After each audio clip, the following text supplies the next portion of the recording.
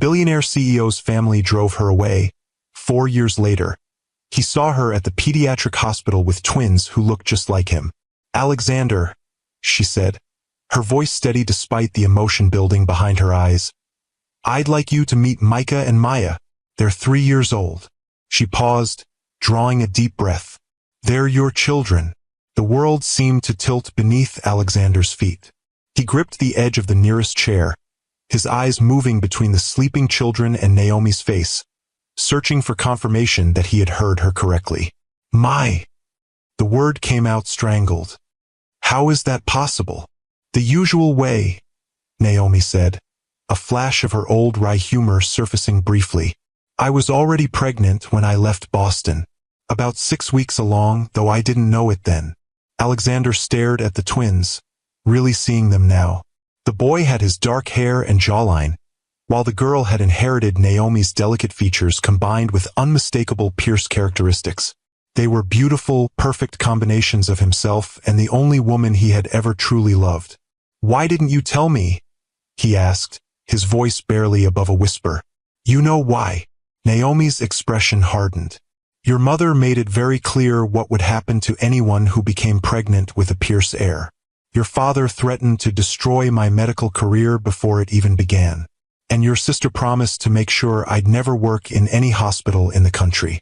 Those weren't empty threats from your family, Alexander. They were promises. Have you ever wondered what it feels like to discover you've been a father for 3 years without knowing it? To realize that your own family's actions cost you precious years with your children? If you've ever experienced a moment that completely transformed your life in an instant, hit that like button and subscribe to Timeless Love Tales with Mr. Harrison for stories that will touch your heart and remind you what truly matters. Hi, my beautiful sisters. Today's story is for every woman who has ever had to choose between her dreams and someone else's expectations. For every mother who has faced impossible choices to protect her children. For every heart that has been broken by the very people who should have embraced it. Naomi Turner's journey reminds us that sometimes walking away isn't weakness. It's the strongest choice you can make. And sometimes, life gives second chances to those brave enough to stand their ground. Your worth isn't determined by anyone's family name or bank account. Your strength lies in knowing when to fight, when to flee, and when to forgive.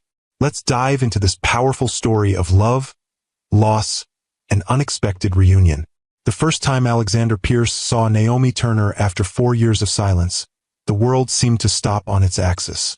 He had been touring the newly constructed pediatric wing of St. Catherine's Hospital, a $50 million donation from Pierce Enterprises that the PR team insisted required the CEO's personal appearance.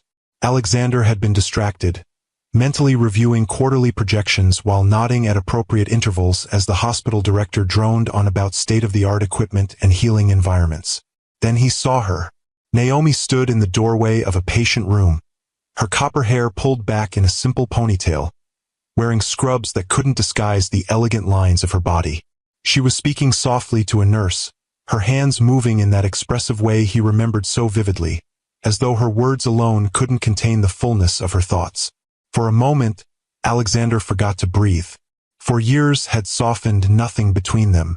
The sight of her still struck him like a physical blow, awakening feelings he'd convinced himself were long buried. Then she turned, sensing his presence with that uncanny awareness she'd always possessed, and their eyes met across the gleaming hospital corridor. Recognition, shock, and something else, fear, flashed across her face before her expression closed completely, becoming the professional mask he'd never seen her wear during their time together. "Mr. Pierce?" the hospital director said, oblivious to the silent earthquake occurring beside him. "We're particularly proud of our oncology suite, which is just down this hallway." Alexander barely heard him. Naomi had disappeared back into the patient room, the door closing firmly behind her. His feet moved of their own accord, pulling him toward that closed door while his mind raced through the implications of her presence here. She had left Boston, left him, vanished so completely that even his considerable resources had failed to locate her. What was she doing back? And working at St. Catherine's, of all places? "Mr. Pierce." The director's voice penetrated his thoughts. "Is everything all right?" "Yes," Alexander said automatically, forcing his attention back to the man. I just recognized someone. An old acquaintance. The word felt wrong in his mouth. Naomi had been so much more than an acquaintance. She had been his salvation, his joy, his future, until his family had systematically destroyed what they'd built together. Perhaps we could continue the tour another time, Alexander suggested, his tone making it clear this wasn't actually a request. I'd like a moment alone. The director nodded quickly, years of dealing with wealthy donors having taught him when to press and when to retreat. Of course. My assistant will contact your office to reschedule. Alexander waited until the man had disappeared around the corner before approaching the door Naomi had entered. The small window revealed a pediatric room, cheerfully decorated with space-themed murals. His eyes swept the space, finding Naomi bent over a hospital bed that contained a small figure. He hesitated, hand poised to knock. What right did he have to intrude on her life now, after everything that had happened? After what his family had done to her? Before he could decide, the door swung open, and Naomi stood before him, her green eyes hard with determination. Not here, she said quietly. Whatever you want to say, it can't be here. Alexander nodded, suddenly aware of how imposing he must appear in his bespoke suit, towering over her in the doorway of a child's hospital room. When do you finish your shift? He asked, his voice low. 6. She glanced back into the room, protective. The cafeteria on the 3rd floor. 6:30. It wasn't an invitation so much as a tactical decision, a public place where she could control the encounter. Alexander recognized the strategy and respected it. I'll be there. Naomi nodded once, then closed the door between them. For the next 4 hours, Alexander canceled meetings, rearranged calls, and paced his office overlooking the Boston skyline. His mind replayed their brief interaction, analyzing every nuance of her expression, her posture, her voice. She had changed. There was a new steadiness to her, a contained strength that hadn't been there before. The Naomi he had fallen in love with 4 years ago had been brilliant but uncertain of her place in the world. A scholarship student at Harvard Medical School, she had been working part-time at a coffee shop near Pierce Enterprises headquarters when they first met. Alexander had been struck immediately by her quick mind and genuine warmth, qualities rarely found in his usual social circles. Their relationship had developed quickly, intensely. For the first time in his life, Alexander had found someone who saw him as more than the Pierce heir, more than a business titan or a desirable match. Naomi had challenged him, made him laugh, drawn out parts of himself he hadn't known existed. And then his family had discovered that their son was seriously involved with a nobody, a scholarship student with no connections, no fortune, no pedigree. What had followed was a systematic campaign to separate them, culminating in that disastrous charity gala where his mother had publicly humiliated Naomi. His father had threatened her future career, and his sister had spread vicious rumors throughout Boston society. And Alexander, to his eternal shame, had failed to take a stand. He had tried to smooth things over privately, to reason with his family behind closed doors, to find a compromise that would allow him to keep both his birthright and the woman he loved. By the time he realized no such compromise existed, Naomi was gone, disappeared without a trace, leaving only a brief note. I deserve better than to be someone's secret shame. She had been right, of course. He had known it then, and he knew it now, standing in his office 4 years later, preparing to face her again. At precisely 6:15, Alexander entered the hospital cafeteria, selecting a table in the corner that offered some privacy while remaining in full view of the room. Old habits made him sit facing the entrance, watching as medical staff in various colored scrubs filtered in and out. At 6:32, Naomi appeared, her hair now loose around her shoulders, scrubs replaced by jeans and a simple blouse. She spotted him immediately, her stride purposeful as she crossed the room. You look well, he said as she sat across from him, the inadequacy of the words striking him as soon as they left his mouth. What do you want, Alexander? No preamble, no small talk. This too was new. The Naomi he had known had been unfailingly polite, sometimes to her detriment. I didn't know you were back in Boston, he said, studying her face. The delicate freckles across her nose had multiplied. She'd been somewhere sunny. Or that you were working at St. Catherine's. I've been back 6 months. She met his gaze directly. I'm completing my pediatric residency here. Dr. Naomi Turner. She had finished medical school then. He felt a surge of pride that he had no right to claim. Congratulations, he said sincerely. You always said you would. Something flickered in her eyes. A memory, perhaps, of late nights studying while he brought her coffee and quizzed her on anatomy terms he could barely pronounce. Is that why you wanted to talk? To congratulate me on my career? Her tone was even controlled. No. Alexander leaned forward slightly. I wanted to apologize. For everything that happened. For what my family did to you. For not stopping them. Naomi's composure wavered for just a moment. Surprise crossing her features before she recovered. Whatever she had expected from this meeting, it wasn't an apology. It's been 4 years, she said finally. I know. I should have said it then. I should have done more than say it. I should have acted differently. He paused. The words he'd rehearsed in his office suddenly inadequate. I've thought about you every day since you left. Don't. Her voice sharpened. We're not doing this, Alexander. You don't get to walk back into my life with apologies and regrets after 4 years of silence. You disappeared, he countered, an edge entering his own voice. I tried to find you. Not hard enough. The words hung between them, heavy with implication. And maybe I needed to disappear. Your mother had just publicly humiliated me at your company's charity gala. Your father had threatened to ruin my medical career before it even started. Your sister had spread rumors about me throughout Boston society. Her hands clenched on the table. And you stood by and watched it happen. The truth of her words hit him like physical blows. He had watched it happen, telling himself he was protecting her by not engaging, by trying to reason privately with his family rather than publicly defending her. He had been a coward, prioritizing Pierce Enterprises' stability and his family's dynasty over the woman he claimed to love. You're right, he said simply. I failed you completely. Naomi blinked, clearly thrown by his admission. The Alexander she had known rarely conceded any point so directly. Well, she said after a moment, that's something at least. A silence fell between them, less hostile than before but still charged with unspoken history. The patient you were visiting, Alexander said finally. Family?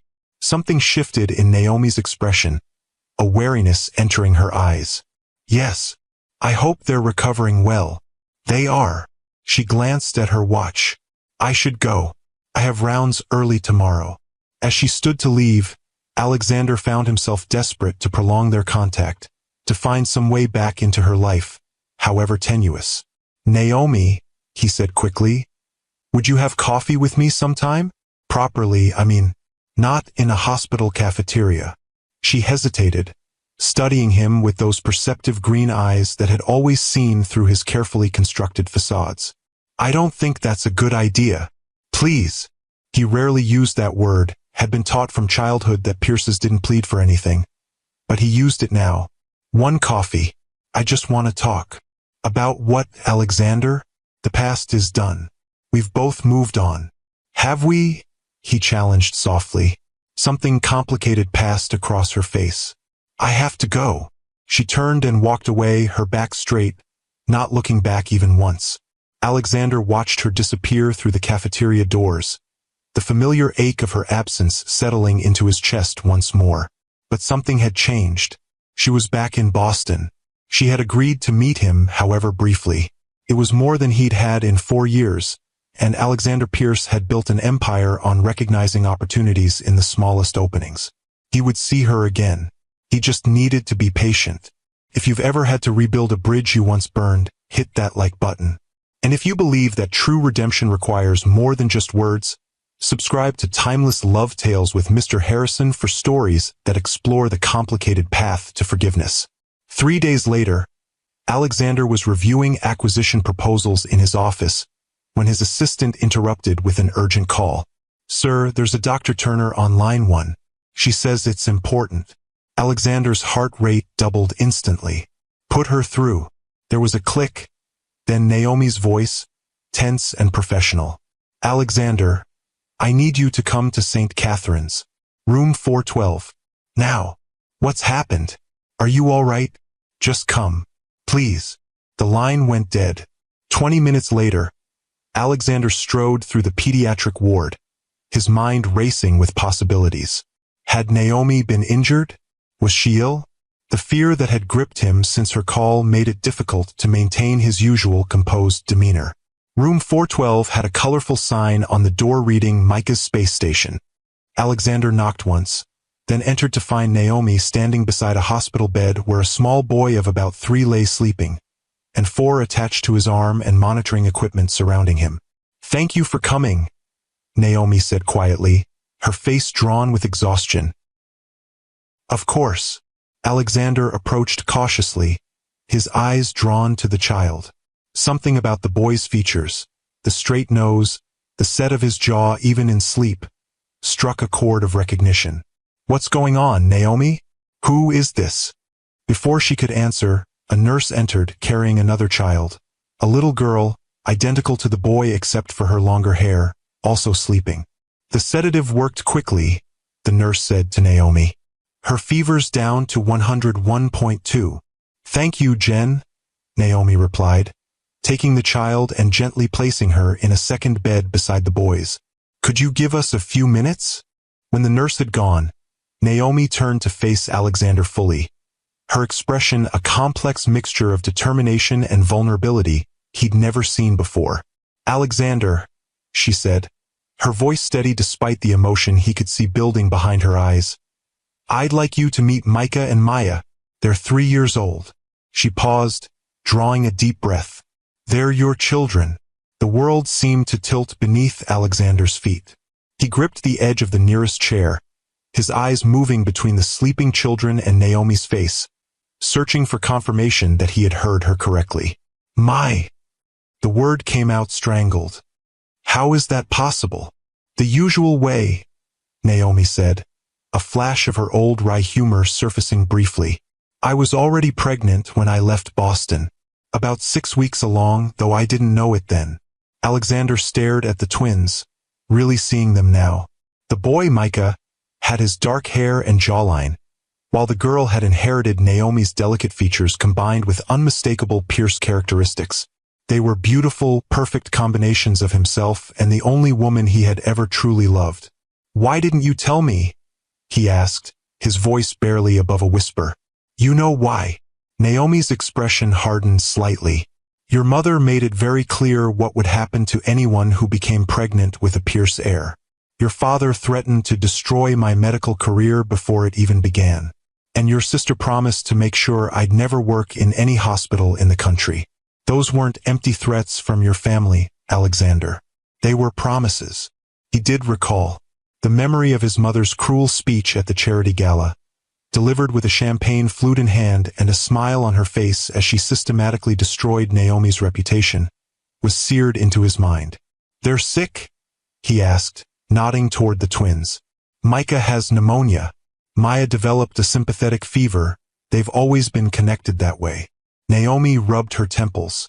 They're responding well to antibiotics, but Micah's asthma complicates things.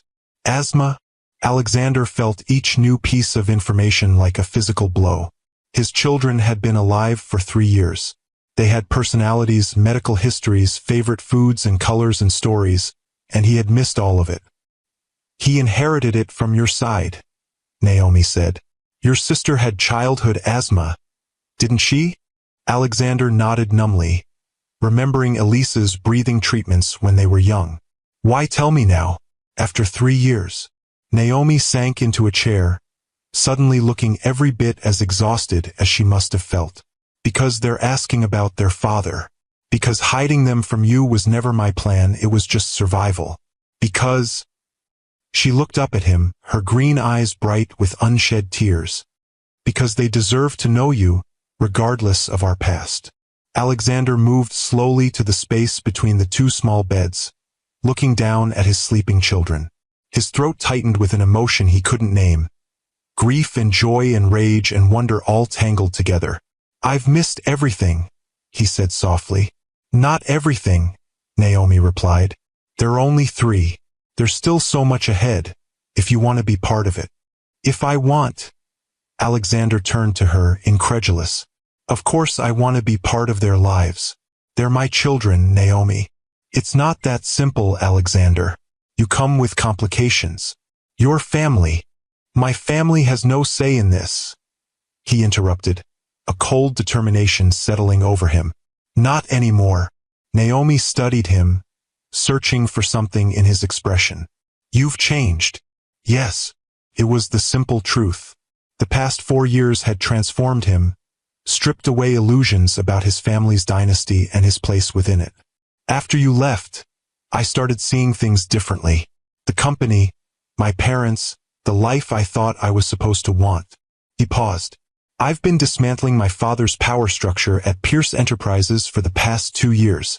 He and my mother moved to the Cayman Islands last summer, partly in protest, partly for tax reasons." Surprise flickered across Naomi's face. "I hadn't heard. I've changed other things too."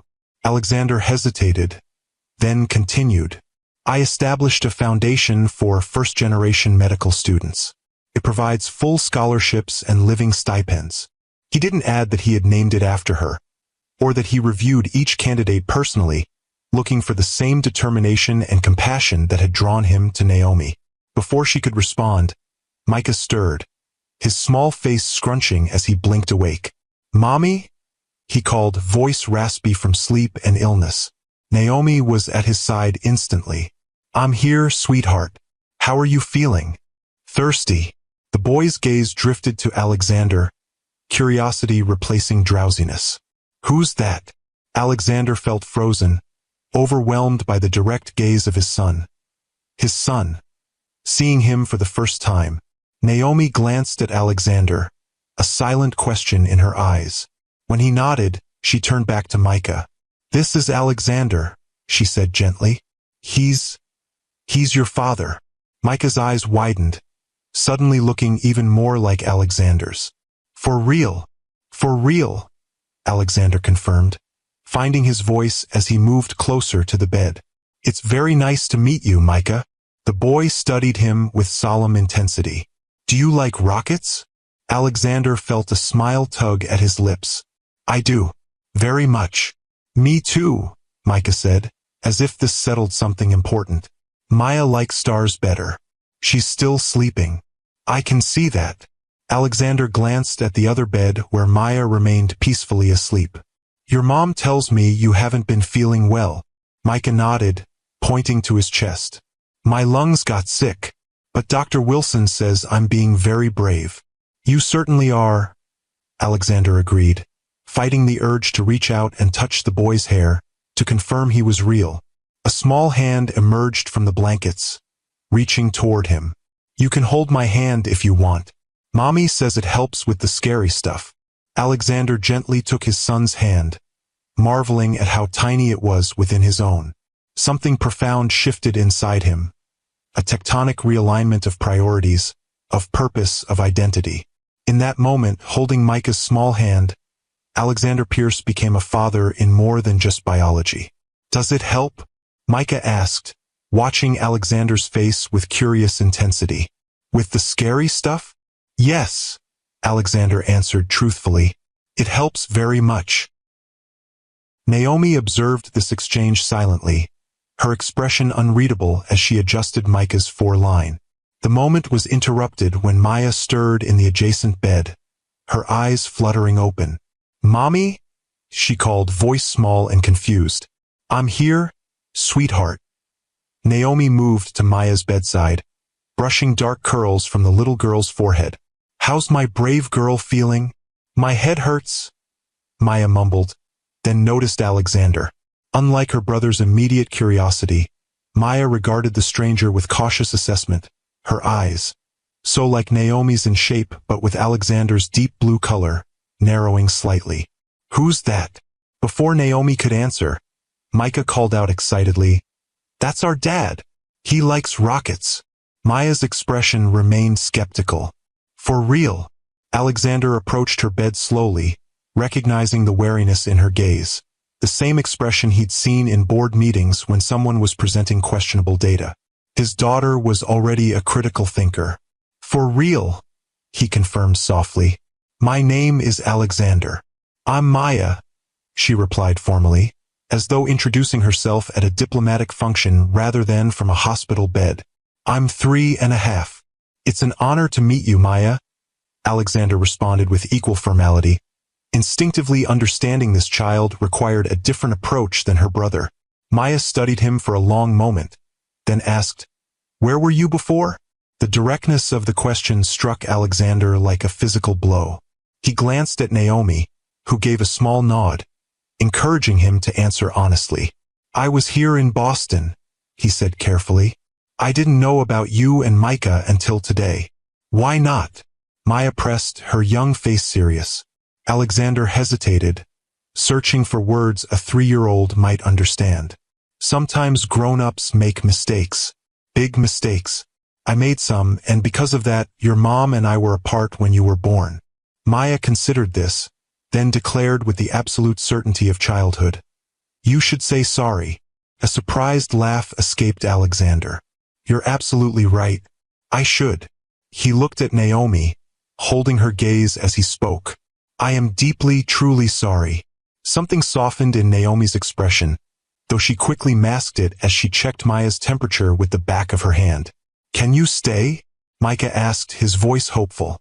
"Mommy says we have to be in the hospital until my lungs get better." "I'd like to stay," Alexander replied, looking to Naomi for permission. "If that's all right with your mother." Naomi hesitated, then nodded. "For a while. But the twins need rest, and visiting hours end at 8. The next hour passed in a blur of revelation for Alexander. He watched, fascinated, as Micah enthusiastically explained his favorite space facts despite his raspy breathing, while Maya quietly assessed him between sips of apple juice. They were so different. Micah open and exuberant even while ill, Maya thoughtful and reserved. Yet both unmistakably carried the Pierce intensity, the focused intelligence he recognized from his own childhood. When a nurse arrived to administer another round of medication, Naomi suggested Alexander step out with her into the hallway. "They're extraordinary," he said once they were alone, his voice rough with emotion. "Yes, they are." Pride shone in Naomi's eyes. "They've been my whole world." "How have you managed?" "Medical residency with twins." Alexander stopped himself, realizing how the question might sound. "I don't mean financially. I mean the logistics, the time." "It hasn't been easy," Naomi admitted. "My parents help when they can, but they're in Arizona now. I have a wonderful neighbor who watches them when I'm on call. The residency program has been accommodating." She shrugged slightly. "We make it work." Alexander nodded, processing this glimpse into their lives. Lives that had continued, full and complex, without him. "I want to be part of their lives, Naomi. Not just financially, though of course I'll provide whatever they need. I want to know them, to be their father in every sense." Naomi studied him, her expression guarded. "And when your family finds out, when they realize I've returned with not one but 2 Pierce heirs." "My family's influence is not what it was," Alexander said firmly. "My father no longer controls the board. My mother's social circle has largely abandoned her after certain financial improprieties came to light. And Elise," he paused. "Elise actually apologized to me last year for her role in what happened with you. She's been through some difficult experiences of her own that changed her perspective." Naomi looked skeptical. "People don't change that fundamentally, Alexander." "Some do," he countered quietly. "When they're forced to confront the consequences of their actions. When they lose something irreplaceable." His eyes held hers. "When they realize too late what truly matters." A charged silence fell between them, heavy with unspoken history and the ghost of what they had once been to each other. "I'm not asking for forgiveness," Alexander continued. "I'm not even asking for a second chance with you, though God knows I want one. I'm just asking for the opportunity to be a father to Micah and Maya." Naomi turned away, looking through the window into the hospital room where their children were now both drowsing after their medication. "They've asked about you," she said softly. "Especially recently. Maya wanted to know why other children at preschool had daddies and they didn't." "What did you tell them?" "That their father lived far away. That he was a good man who would have loved them very much if he had known them." She glanced back at him. "I never spoke badly of you to them, Alexander.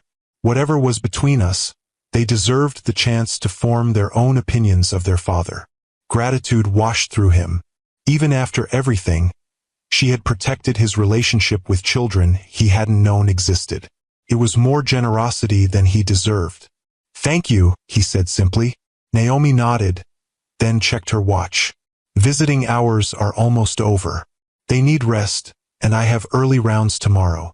"Of course." Alexander hesitated. "May I come back tomorrow?" "They'd like that." Naomi's expression softened slightly. "They've already decided you're acceptable, which is quite an achievement. Maya doesn't warm to people easily." "She reminds me of you," Alexander said with a small smile. "Cautious. Analytical." "She reminds me of you," Naomi countered. "Stubborn. Precise in her language. Impossible to distract once she's focused on something." They shared a moment of connection in this mutual recognition of their children, before Naomi's professional mask slipped back into place. Tomorrow afternoon would be best. They're usually more energetic after lunch. "I'll be here," Alexander promised. He wanted to say more, so much more, but restrained himself. This fragile new beginning was too precious to risk with hasty words or premature hopes. As he turned to leave, Naomi called after him softly, "Alexander!" He looked back, heart quickening at something in her tone. "For what it's worth," she said, "I think you might have changed after all. It wasn't forgiveness. It wasn't even acceptance. But it was acknowledgement, and for now that was enough." If you've ever had to rebuild trust after it was broken, or if you've witnessed how children can transform even the most guarded hearts, hit that like button and share your thoughts in the comments. The journey of Alexander, Naomi, and their twins is just beginning, and I promise you won't want to miss what happens next. The night after meeting his children for the first time, Alexander barely slept. He lay awake in his penthouse overlooking Boston Harbor, his mind racing with images of tiny hands and solemn blue eyes, of Micah's enthusiastic chatter and Maya's careful assessment. His children.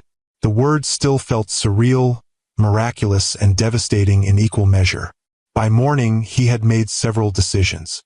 First, he called his assistant and cleared his schedule for the next 2 weeks, delegating critical meetings to his executive team.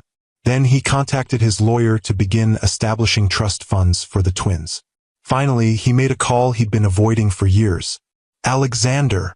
His sister's voice held surprise. "It's been months. Is everything all right?" "Elise," he said, dispensing with pleasantries. "I need to tell you something important, something that will eventually reach mother and father. But I wanted you to hear it from me first." "You sound serious. What's happened?" "I've just discovered I'm a father. Twins. A boy and a girl. They're 3 years old." The silence on the other end stretched for several seconds. "Naomi?" Elise finally asked. "Yes." Another pause. "She's back in Boston?" "She's completing her pediatric residency at St. Catherine's.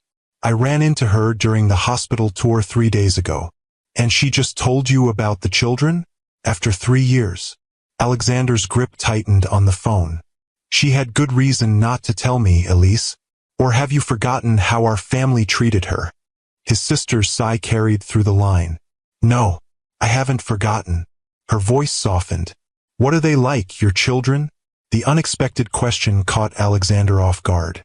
"They're extraordinary.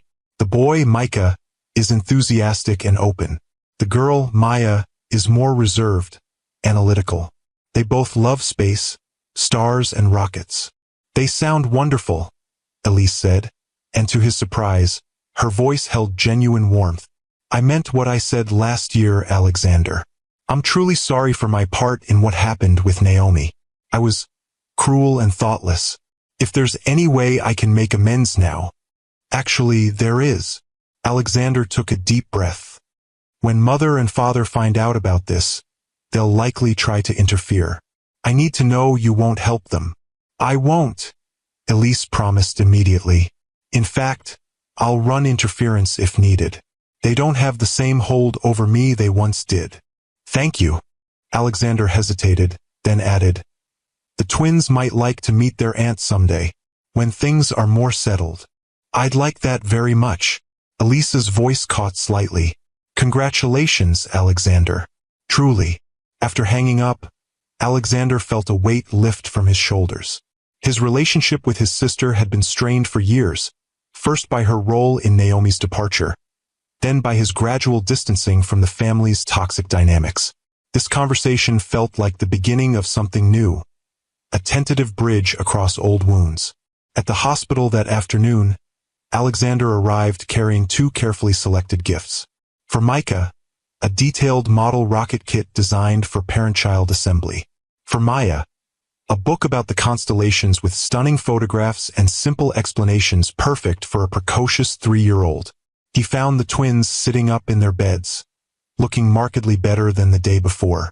Micah's breathing seemed easier, and Maya's fever had clearly broken, her eyes bright and alert as she colored in a space-themed coloring book.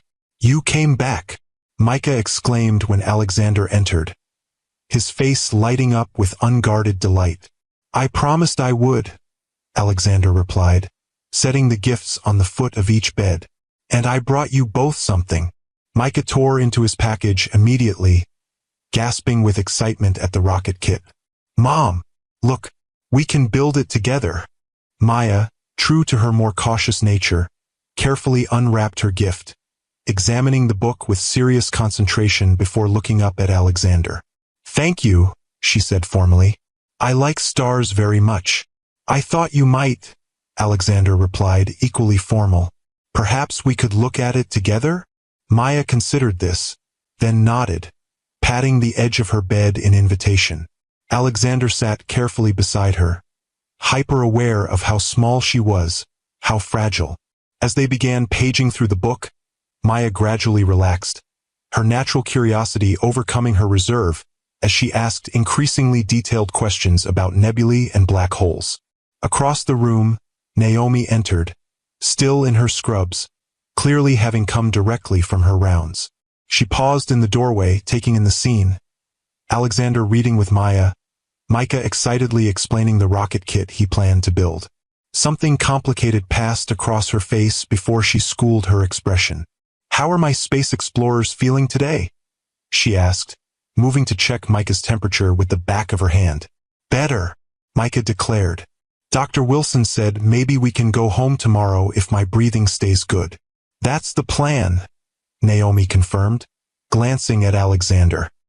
His latest chest X-ray shows significant improvement. That's wonderful news, Alexander said, carefully closing the star book as Maya stifled a yawn. You both seem tired. Perhaps I should let you rest. No, Micah protested immediately. You just got here. Tell us a story first. A story, Alexander repeated, momentarily at a loss. About when you were little, Maya clarified, her serious eyes fixed on his face. Mommy tells us stories about when she was little. Did you like space when you were a boy? Alexander glanced at Naomi, who gave a small nod of encouragement. I did, actually, he said, settling more comfortably on the edge of Maya's bed. When I was about 8 years old, my father bought me a telescope for Christmas. It wasn't a very good one, just a beginner model, but I thought it was magical. Did you see planets? Micah asked eagerly. I did. I set it up on the roof of our house, which I wasn't supposed to do, Alexander admitted with a conspiratorial smile. My sister Elise, your aunt, would keep watch while I climbed out the attic window with my star charts and notebook. You have a sister? Maya's eyes widened slightly. We have an aunt? Yes, Alexander confirmed, realizing how much of his life, his family, was unknown to them. Her name is Elise. She's 3 years younger than me. Does she like space too? Micah wanted to know. Not as much as I did. She preferred books about explorers and adventurers. Alexander smiled at the memory. But she helped me with my stargazing because she knew how much I loved it. Will we meet her? Maya asked, her directness catching Alexander off guard again. I hope so, he answered honestly. I spoke with her this morning, and she's very excited to know about you both. Naomi looked up sharply at this, but said nothing, busying herself with adjusting Micah's pillows. What about your mom and dad? Micah asked innocently. Are they our grandma and grandpa? The question hung in the air, heavy with unspoken complications. Alexander chose his words carefully. They are your grandparents, yes, but they live very far away now, in a place called the Cayman Islands. That's okay, Micah said easily. We have Grandma and Grandpa Turner. They live in Arizona, which is also far away, but they send us presents and talk to us on the computer. They sound wonderful, Alexander said sincerely, grateful to Naomi's parents for being there when his own family had failed so completely. They are, Naomi confirmed quietly. They've been incredibly supportive. The conversation continued for another half hour, the twins gradually growing drowsy as the afternoon wore on. When both children had finally drifted off to sleep, Naomi gestured for Alexander to join her in the hallway. You told your sister, she said once they were alone, her voice carefully neutral. Yes, I wanted her to hear it from me, not through the family grapevine. Alexander studied Naomi's face, trying to read her reaction. She's changed, Naomi. She expressed genuine remorse for her role in what happened.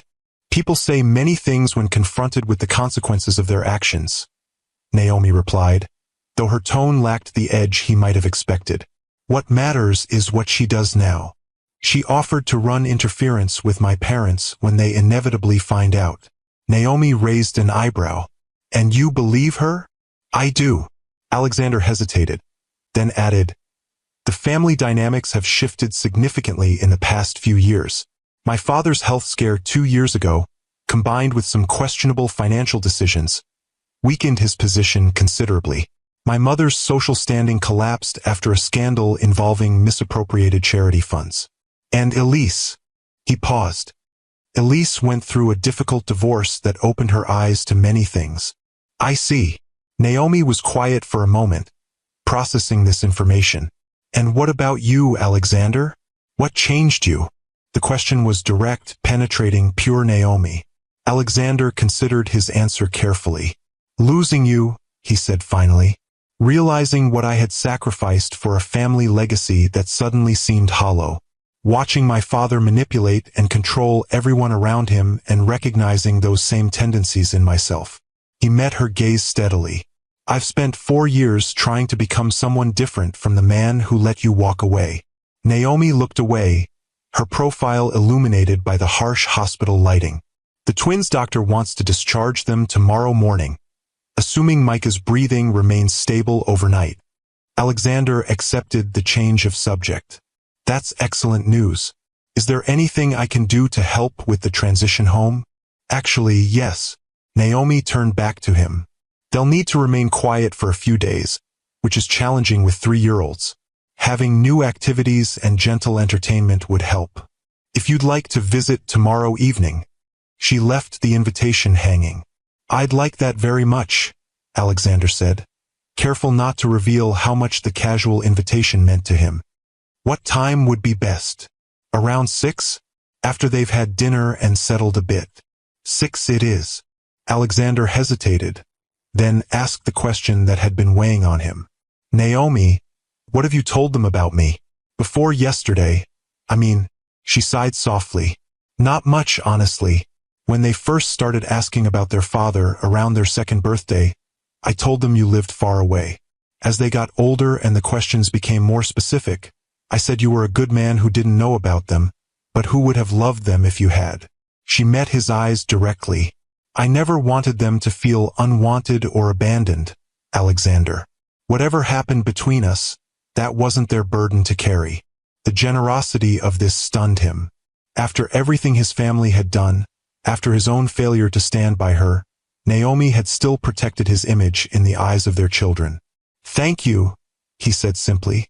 the words wholly inadequate for the depth of his gratitude. Naomi nodded, then glanced at her watch. I need to check on a few other patients before my shift ends. Will you stay with them until I get back? Of course. As Naomi walked away, Alexander returned to the twins' room, settling into the chair between their beds. Looking at their peaceful sleeping faces, he made a silent vow. He would be worthy of the second chance he'd been given. He would be the father these children deserved, and perhaps someday the man Naomi had once believed him to be. If you've ever been given a second chance you weren't sure you deserved, hit that like button. And if you believe that our past mistakes don't have to define our future, subscribe to Timeless Love Tales with Mr. Harrison for more stories of redemption, forgiveness, and the transformative power of love. The next evening, Alexander arrived at Naomi's apartment precisely at 6, carrying a carefully selected assortment of quiet activities for the twins. The building was modest but well-maintained, located in a family-friendly neighborhood not far from the hospital. As he approached the door to apartment 3B, he felt an unexpected nervousness. This was different from hospital visits. This was entering their home, their established life, a life that had been built entirely without him. Micah answered his knock with excited energy that belied his recent illness. Dad, you came. Mom said you would, but sometimes grown-ups forget their promises. The casual dad sent a jolt through Alexander's chest. It had been less than 48 hours since he'd learned of the twins' existence, yet Micah had already embraced him with the unguarded acceptance only a child could offer. I try never to break my promises, Alexander said seriously, stepping into the apartment, especially important ones. The space was warm and inviting, clearly decorated with children in mind, but with Naomi's distinctive touch evident in the carefully chosen artwork and organized bookshelves. Medical textbooks shared space with children's stories. A small dining table was covered with art supplies. The furniture was modest but comfortable, creating a home that felt lived in and loved. Maya appeared from what Alexander assumed was the children's bedroom, moving with more reserve than her brother but with clear curiosity in her eyes. Hello, she greeted formally. Did you bring more books? Alexander smiled, kneeling to her level. I brought several things I thought you both might enjoy while you're recovering. He opened the large bag he carried, revealing puzzle books, modeling clay, a simple board game, and yes, more books, this time about the solar system and space exploration. Cool, Micah exclaimed, immediately reaching for the modeling clay. Can we make planets? That sounds like an excellent project, Alexander agreed, glancing up as Naomi emerged from the kitchen, drying her hands on a dish towel. I see you've been properly greeted, she said with a small smile. They've been watching the window for the past hour. I'm honored, Alexander replied, rising to his feet. How are they feeling?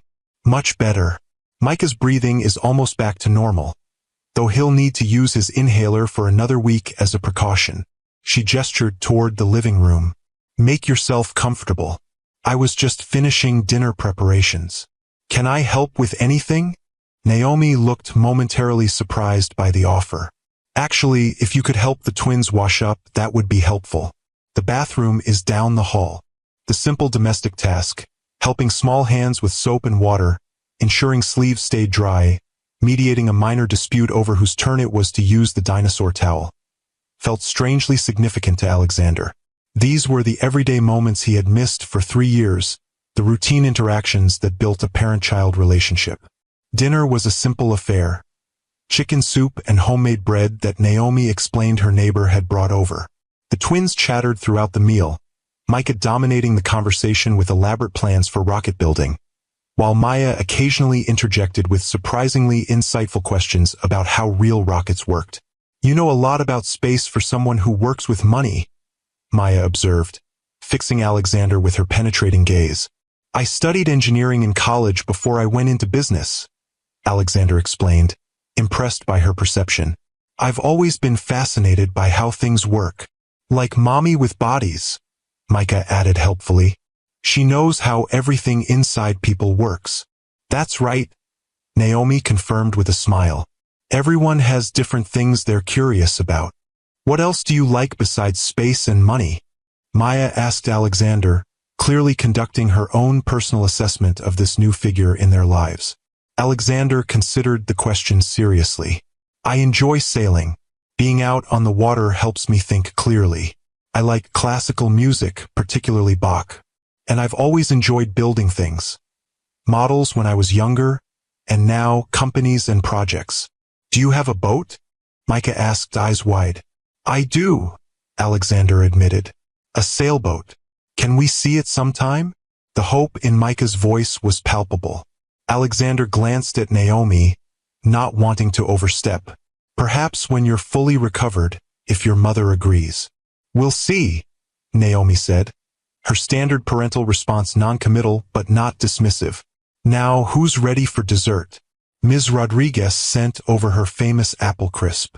After dinner and dessert, Alexander helped the twins set up their modeling clay on the coffee table. As they worked together creating a solar system, complete with rings for Saturn and the appropriate number of moons for each planet, he found himself marveling at how natural it felt. The simple family evening that was simultaneously his first and felt somehow familiar, as though his body remembered a rhythm his mind had never known. When the twins began showing signs of fatigue, Naomi announced it was bath time, then bedtime. Alexander prepared to leave, not wanting to intrude on their established routine, but Micah had other ideas. Can Dad read our bedtime story tonight? He asked Naomi, his expression hopeful. Again, that word, Dad, sent a wave of emotion through Alexander. Naomi hesitated only briefly before nodding. If he has time. I have time, Alexander said quickly. Too quickly, perhaps, but he couldn't help himself. The opportunity to participate in this ritual felt precious, sacred almost. While Naomi supervised bath time, Alexander explored the twins' bedroom, taking in the details of their lives. The room was small but thoughtfully arranged, with two twin beds separated by a nightstand. One side, clearly Micah's, featured rocket posters and a shelf of toy spaceships. The other, Maya's, had a star chart on the wall and a collection of books neatly arranged by size. A hand-painted mural of the solar system covered one wall, the planets rendered with surprising accuracy and artistic skill.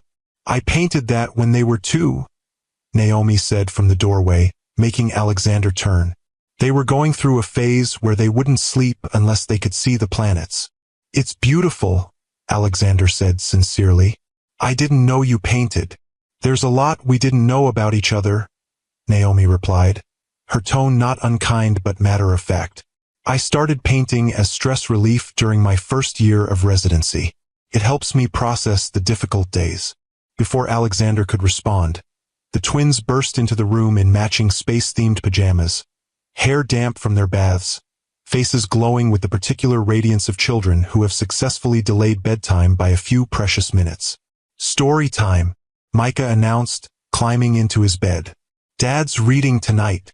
Maya approached her own bed more sedately, but her eyes held the same anticipation. Can we read the one about the girl astronaut? She asked, pointing to a book on her shelf. An excellent choice, Alexander said, retrieving the book and settling into the chair between their beds. As he began to read, he was acutely aware of Naomi watching from the doorway, her expression a complex mixture of emotions he couldn't fully decipher. The story was about a young girl who dreamed of traveling to the stars, facing and overcoming various obstacles through determination and creativity. Alexander read with animation, doing different voices for each character, earning giggles from Micah and thoughtful nods from Maya. By the time he finished, both children were heavy-lidded with sleep. He closed the book gently, then, after a moment's hesitation, leaned over to kiss first Micah's forehead, then Maya's. Good night, space explorers, he said softly. Sweet dreams. Night, Dad, Micah mumbled, already half asleep. Maya regarded him with drowsy seriousness. Will you come back tomorrow? If it's all right with your mother, Alexander replied, glancing at Naomi. We'll see, Naomi said again, but her tone was softer than before. Sleep well, my loves. In the living room, Alexander helped Naomi clean up the modeling clay and art supplies, working in a companionable silence that felt both strange and familiar. When everything was tidy, He knew it was time to leave, though every part of him resisted the idea of walking away from this apartment, from the children sleeping down the hall, from Naomi herself. "Thank you for tonight," he said, standing awkwardly by the door, "for letting me be part of their evening." Naomi studied him, her green eyes thoughtful. "You're good with them. Better than I expected, honestly." "They make it easy," Alexander admitted. "They're extraordinary children." "Yes, they are." Pride colored her voice. "Alexander, we need to discuss how we're going to handle this going forward. The practical aspects of co-parenting, visitation schedules, financial arrangements, all of it." "Of course." He nodded, appreciating her directness. "Would you be comfortable meeting for lunch tomorrow? We could talk while the twins are at preschool." Surprise flickered across Naomi's face. "How did you know they attend preschool?" "Maya mentioned it yesterday at the hospital. She was telling me about their classroom's pet hamster." Alexander smiled slightly.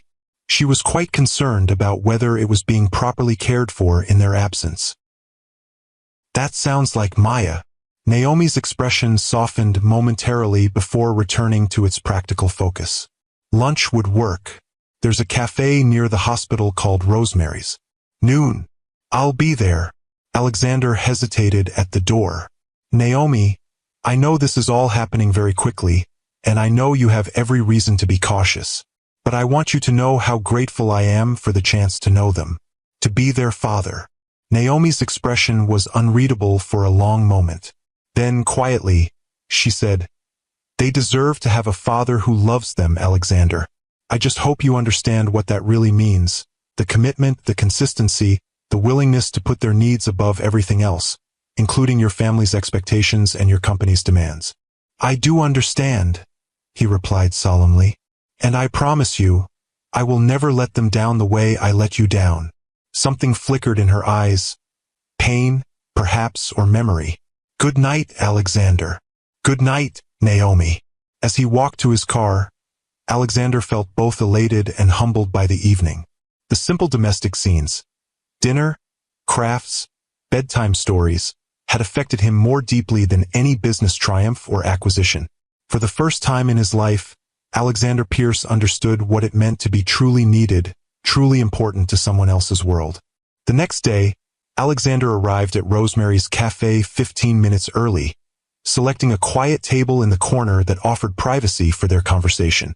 He had spent the morning with his legal team, discussing trust funds, inheritance structures, and custody arrangements, all the practical matters that needed addressing.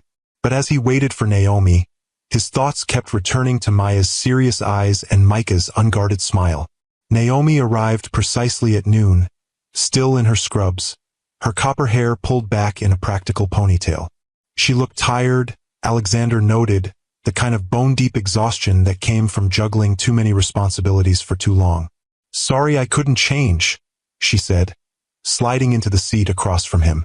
"Emergency consult ran long." "No apology necessary," Alexander assured her. "I ordered coffee. I remembered you take it with cream, no sugar, unless that's changed." Naomi looked momentarily surprised that he'd remembered such a detail. "That hasn't changed." A waitress brought their coffee and took their lunch orders. When she'd gone, Naomi fixed Alexander with her direct gaze. "Before we discuss arrangements, I need to know something," she said. "What exactly have you told your family about the twins?" "Just Elise, as I mentioned yesterday," Alexander replied. "I told her I'd discovered I'm a father to 3-year-old twins, and that you're their mother." She asked about them, what they're like, and offered her support. "And your parents?" "Nothing yet." Alexander's expression hardened slightly. "But they'll find out eventually, either from Elise or through their own sources. My mother still maintains connections in Boston society, despite living abroad." Naomi nodded, her fingers tapping thoughtfully against her coffee cup. "When they do find out, what do you expect their reaction to be?" It was a fair question, and one Alexander had been considering since the moment he'd learned about the twins. "Initially anger and disbelief," he said honestly, followed quickly by attempts to control the situation, likely offering financial settlements in exchange for keeping the children out of the public eye. And when that doesn't work, they'll try to establish themselves as grandparents on their terms, lavish gifts, trust funds with strings attached, attempts to shape the twins' futures according to Pierce family traditions. Alexander met her gaze directly. But they'll have no legal authority to do any of that. I've already taken steps to ensure it. Naomi raised an eyebrow. What steps? I've restructured my holdings to protect assets from family interference. I've updated my will to name you as the twins' guardian and trustee of their inheritance should anything happen to me. And I've made it clear to the board at Pierce Enterprises that my personal life is not up for discussion or negotiation. He paused. I've learned from my mistakes, Naomi. I won't allow my family to interfere in my children's lives the way they interfered in our relationship. Naomi studied him for a long moment, as if searching for any sign of the old Alexander, the man who had prioritized family legacy over love.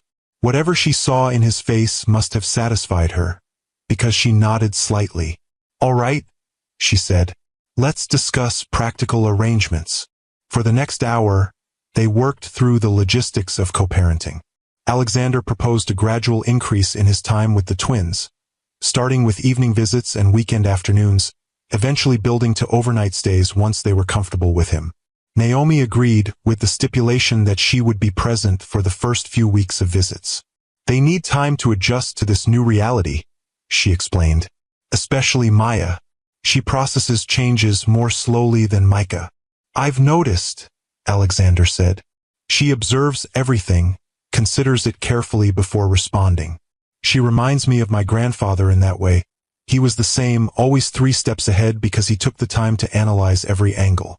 Your grandfather? Naomi looked surprised. You rarely spoke about him. He died when I was 12, Alexander explained. But he was different from my father, more thoughtful, less driven by appearances. He built the company from nothing, while my father was more concerned with maintaining status. He smiled slightly. I think Maya would have liked him. And Micah reminds me of my father, Naomi offered. The same enthusiasm, the same inability to contain his excitement about things that interest him. I'd like to meet your parents someday, Alexander said carefully, to thank them for everything they've done for the twins. For you. Naomi's expression softened slightly. They're planning to visit for the twins' 4th birthday next month. Perhaps you could join us for the celebration. The invitation, tentative as it was, felt significant. I'd be honored, Alexander said simply.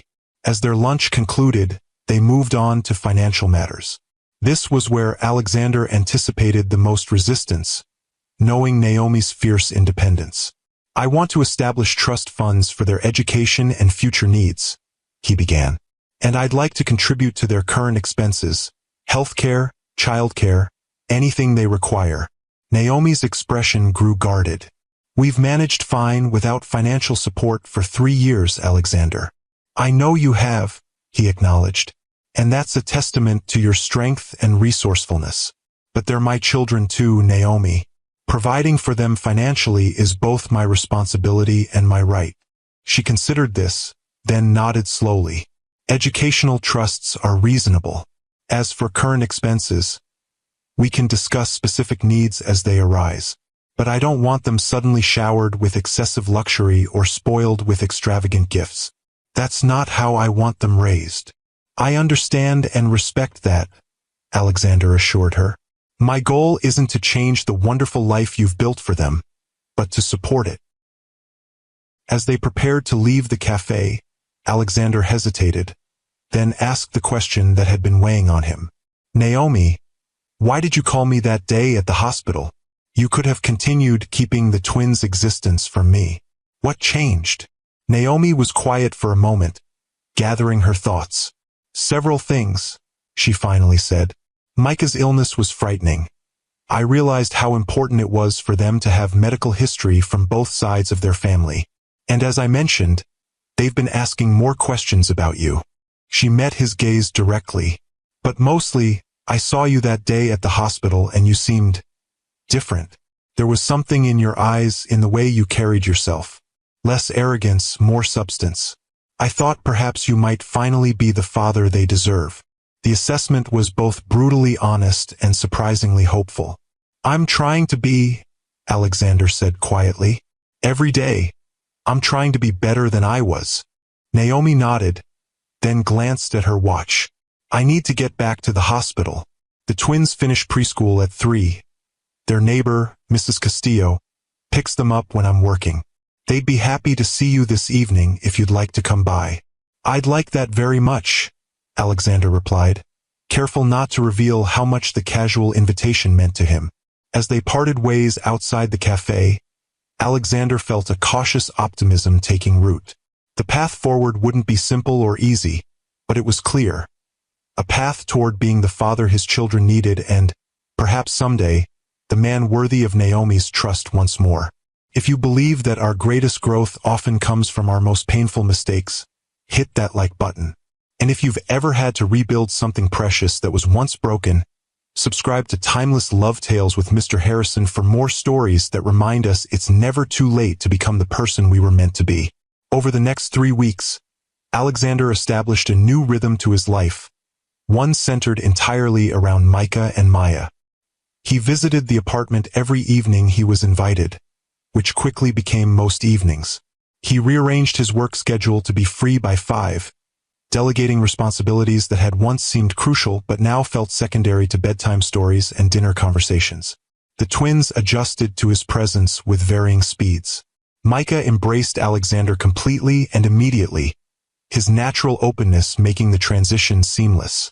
Maya remained more cautious, observing Alexander carefully, testing him with questions and challenges before gradually allowing herself to trust his consistency. "Why do you wear a tie every day?" she asked one evening as Alexander arrived directly from the office. "Is it a rule?" "It's a business custom," Alexander explained, kneeling to her level. "But not a rule I particularly enjoy." Without hesitation, Maya reached up and tugged at his tie. "You should take it off then. Mom says we don't have to do things that make us uncomfortable unless they're important, like medicine or vegetables." Alexander laughed, loosening the tie and slipping it off. "Your mother is very wise." "I know," Maya replied seriously. "She's the smartest person in the whole hospital. Dr. Wilson said so." These small moments, Maya's unexpected observations, Micah's enthusiastic hugs, the gradual building of trust and connection, became the highlights of Alexander's days. For the first time in his life, his identity was defined not by his family name or corporate position, but by being Micah and Maya's dad. The transformation was noticed at Pierce Enterprises. His executive team exchanged glances when he declined evening networking events to attend preschool parent nights. His assistant adjusted to scheduling important calls around bath time. His driver grew accustomed to making stops for children's books and art supplies. "You seem different," his CFO commented after a board meeting where Alexander had efficiently moved through the agenda in half the usual time. "More focused, decisive.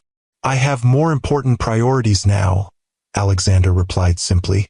As the twins' 4th birthday approached, Alexander found himself increasingly integrated into their daily lives. He knew their favorite foods, dinosaur-shaped chicken nuggets for Micah, anything with cheese for Maya, their bedtime routines, 2 stories minimum, with voices for all characters, and their current obsessions, rocket propulsion systems for Micah, black holes for Maya. The night before Naomi's parents were scheduled to arrive from Arizona, Alexander stayed late at the apartment, helping prepare for their visit. The twins were already asleep, exhausted from the excitement of anticipating their grandparents' arrival. "They've redecorated the guest room 3 times this week," Naomi said with a tired smile as she and Alexander folded laundry in the living room. Maya insisted the pillows needed to be symmetrically arranged, whatever that means to a 3-year-old. "She has your attention to detail," Alexander observed, carefully matching tiny socks. The domestic task felt strangely intimate, this shared responsibility for the small details of their children's lives. "And your perfectionist tendencies," Naomi countered, though her tone held no criticism. "Micah, on the other hand, has your ability to charm people into doing exactly what he wants." His preschool teacher mentioned he convinced the entire class to play Rocket launch. For a week straight. Alexander laughed. Future CEO material. God help us. Naomi replied with a smile that quickly faded into a more serious expression.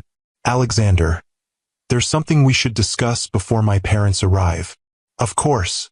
He set aside the laundry, giving her his full attention. They know everything, Naomi said directly. About your family's treatment of me, about why I left Boston, all of it. They were the ones who helped me start over when I first discovered I was pregnant. She hesitated. They may not be immediately welcoming.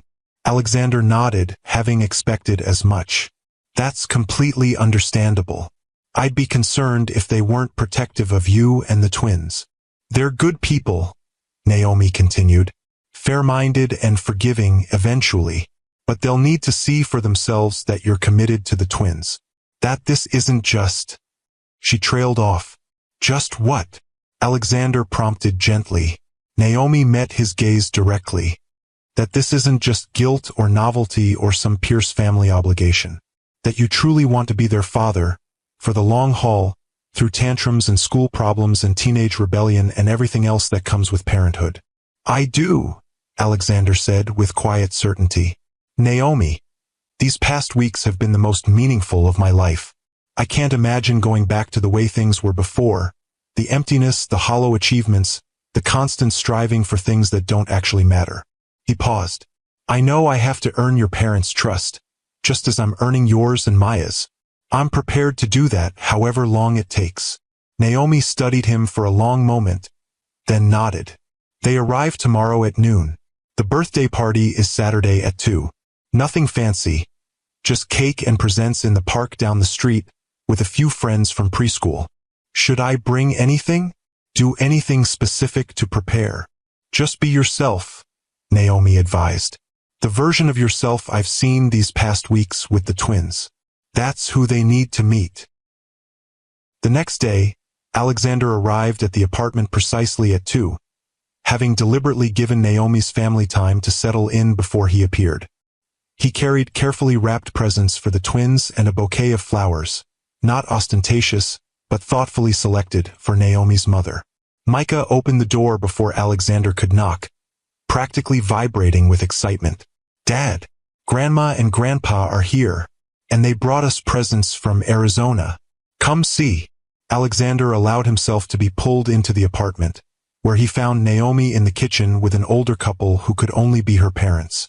The family resemblance was striking. Naomi had her mother's copper hair and her father's green eyes and determined chin. Mom, Dad, Naomi said, her tone carefully neutral. This is Alexander Pierce. Alexander, my parents, Robert and Eleanor Turner. Robert Turner was a tall, distinguished man with silver-streaked dark hair and a professor's thoughtful demeanor. He extended his hand with formal politeness. Mr. Pierce. Please call me Alexander, he replied, shaking the offered hand firmly. Eleanor Turner was more openly assessing, her keen eyes, so like Naomi's, taking his measure with maternal protectiveness. We've heard quite a lot about you, she said, accepting the flowers with a small nod of thanks. I imagine you have, Alexander acknowledged, not shying away from the implied criticism. Most of it probably not very flattering, and deservedly so. Robert's eyebrows rose slightly at this direct acknowledgement. Refreshingly honest, at least. Grandpa, come see what Dad brought us. Micah interrupted, tugging at Robert's hand. He said we can't open them until tomorrow, but they're really big. Did he now? Robert allowed himself to be led to the living room where Alexander had placed the wrapped gifts. Those are impressive packages. Maya approached more cautiously, studying the interaction between her grandfather and father with serious attention. Dad knows how to wrap presents really well, she informed Eleanor. He makes the corners perfect, and he knows about black holes. 2 very important skills, Eleanor replied with a small smile, her expression softening as she observed Maya's clear acceptance of Alexander. The afternoon progressed with a careful civility that gradually warmed as the Turners witnessed Alexander's interactions with the twins. He deferred to Naomi on parenting decisions, engaged genuinely with the children's excitement, and made no attempt to impress or overwhelm with his wealth or status. When the twins went down for their afternoon nap, exhausted from the excitement, the adults gathered in the living room for coffee. The conversation remained polite but probing, as Robert and Eleanor clearly sought to understand Alexander's intentions. "Naomi tells us you've been visiting regularly," Eleanor said, her tone neutral but her eyes sharp. "That must be quite an adjustment to your schedule." "The only adjustment that matters," Alexander replied honestly. "Everything else in my life has been rearranged to accommodate time with Micah and Maya." "And your family?" Robert asked directly. "How have they responded to the news?" "My sister has been supportive," Alexander said. "My parents haven't been informed yet, though that will likely change soon. When it does, I want to assure you that their reactions or demands will have no bearing on my relationship with the twins or my co-parenting with Naomi." Robert and Eleanor exchanged a glance, some silent communication passing between them. "We were there when Naomi arrived in Arizona 4 years ago," Robert said quietly. "We saw what your family's actions did to her. The humiliation, the threats, the fear." "Dad," Naomi interjected, but Robert held up a hand. "No, this needs to be said." He fixed Alexander with a steady gaze. "She was pregnant, alone, and terrified that your family would follow through on their threats to destroy her career and future. We watched her build a new life from nothing, work her way through medical school while caring for twins, sacrifice everything for those children." His voice remained calm but carried unmistakable emotion. "So you'll understand why we might be concerned about your sudden appearance in their lives." Alexander met the older man's gaze directly. "I understand completely, and you're right to be concerned. For years ago, I failed Naomi in every way a man could fail the woman he loved. I chose family obligation over personal integrity. I chose the path of least resistance over standing up for what was right." He paused, gathering his thoughts. "I can't change that past. I can only demonstrate through consistent actions that I'm not that man anymore. That I will never again allow anyone, family or otherwise, to harm Naomi or our children." Eleanor studied him with the same penetrating gaze Naomi often used. "And what happens when the novelty wears off? When being a father means missed meetings for school emergencies, or teenage rebellion, or ordinary family struggles that can't be solved with money or influence?" "With all due respect, Mrs. Turner," Alexander replied, "there is nothing novel about my commitment to Micah and Maya. From the moment I learned of their existence, they became the center of my world. Not because of obligation or guilt, though I carry plenty of the latter, but because they are extraordinary children who deserve a father who will move heaven and earth for them." He leaned forward slightly. "I understand your skepticism. I've done nothing to earn your trust yet. But I hope you'll give me the opportunity to prove, over time, that my commitment to them is absolute and unconditional." Another silent exchange passed between the Turners before Robert spoke again. "Naomi tells us you've been respectful of the boundaries she's established, that you haven't tried to overwhelm the children with extravagant gifts or use your resources to—" "What was the phrase, Eleanor?" "Buy their affection or override her parenting," Eleanor supplied. "That's right." Robert nodded. "That speaks well of you, at least. The life Naomi has built for them is wonderful," Alexander said sincerely. "My goal isn't to change it, but to support it. To add to their security and happiness without undermining the values she's instilled." Naomi, who had been quiet during this exchange, finally spoke. "He's been good with them," she said softly. "Better than I expected. They adore him, especially Micah. And Maya." She smiled slightly. "Maya has subjected him to her usual thorough evaluation and apparently found him acceptable." "High praise indeed from our granddaughter," Eleanor said with the first genuine smile she directed at Alexander. "She has exacting standards." "She does," Alexander agreed, returning the smile. "I'm still working to earn her full approval. Last week she informed me my knowledge of constellation patterns was mostly correct but needs improvement." This drew a laugh from Robert. "That sounds like Maya. She told me my dinosaur facts were outdated when I last visited." The conversation gradually shifted to safer topics. the twins' development, their current interests, plans for the birthday celebration. By the time Micah and Maya woke from their naps, the atmosphere had warmed considerably, though Alexander knew he still had much to prove to Naomi's parents. The twins' excitement at having both their grandparents and their father in the same room was palpable. Micah bounced between them, showing Robert a model rocket Alexander had helped him build while simultaneously telling Eleanor about the space cake they were having for their birthday. Maya, more contained but equally pleased, carefully explained to Alexander the proper protocol for the birthday celebration as established by Turner family tradition. "First cake, then presents, then we make wishes," she informed him seriously. "Grandma says wishes after cake work better because you're happier." "That makes perfect sense," Alexander agreed solemnly. "Your grandmother is very wise." Eleanor, overhearing this, gave Alexander an appraising look that held a hint of grudging approval. As the evening progressed, he found himself included in family conversations and memories, treated not quite as one of them, but no longer as an outsider to be viewed with suspicion. When it was time for him to leave, Robert walked him to the door while Naomi helped the twins prepare for their bath. "I meant what I said earlier," the older man said quietly. "We saw what Naomi went through. The pregnancy alone was difficult, but doing it while finishing medical school, starting over in a new place, constantly looking over her shoulder for fear your family would find her." He shook his head. "It was a hard time." "I can't imagine," Alexander replied honestly, "and I can never adequately apologize for my role in causing that pain." "No, you can't," Robert agreed bluntly. "But what you can do is ensure those children never experience a moment of doubt about their father's love or commitment. That's what matters now." "I give you my word," Alexander said. "They are, and will always be, my highest priority." Robert studied him for a moment longer, then nodded. "Eleanor and I will be watching, of course. But for what it's worth, what I've seen today gives me cautious hope that you might be the father they deserve." Coming from Naomi's protective father, it was high praise indeed. "Thank you, sir. That means a great deal." The twins' birthday celebration the following day was exactly as Naomi had described: simple, joyful, focused entirely on the children's happiness rather than impression or extravagance. The small park near their apartment was perfect for the handful of preschool friends who attended, running and playing on the playground equipment, while parents chatted nearby.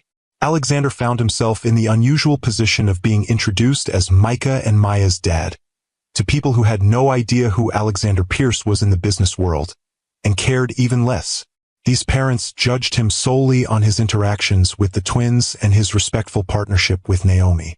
It was refreshingly straightforward. When it came time for presents, Alexander watched nervously as the twins opened his gifts, carefully chosen with Naomi's guidance to be special but not ostentatious. For Micah, a telescope designed for young children, with a sturdy base and simple controls. For Maya, a detailed anatomy model with removable parts, combining her interest in how things worked with her growing curiosity about her mother's profession. "Wow!" Micah exclaimed, examining the telescope with reverent hands. "Now I can see the real planets.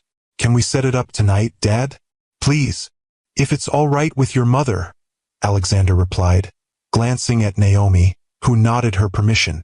Maya was methodically examining each piece of the anatomy model, her expression serious but pleased. "This is the heart," she informed Alexander, holding up the small red piece. "It has 4 chambers and valves that go whoosh whoosh." "That's exactly right," Alexander confirmed, touched by her immediate engagement with the gift. "The model comes with a book that explains how each part works." "Thank you," Maya said formally. Then, to Alexander's surprise, she stepped forward and hugged him quickly before returning to her examination of the model.